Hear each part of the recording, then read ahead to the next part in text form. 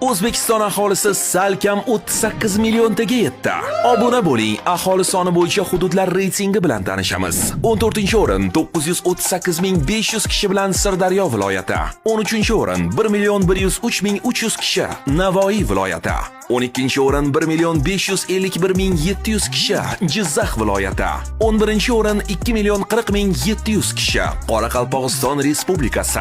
10-o'rin 2.45.700 kishi bilan Xorazm viloyati. 9-o'rin 2.89.000 kishi Buxoro viloyati.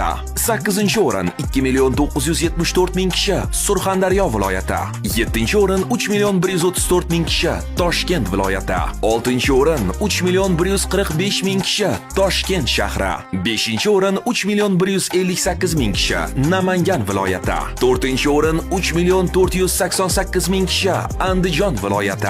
3-o'rinda 3.674.000 kishi bilan Qashqadaryo viloyati. 2-o'rinda 4.181.000 kishi bilan Farg'ona viloyati.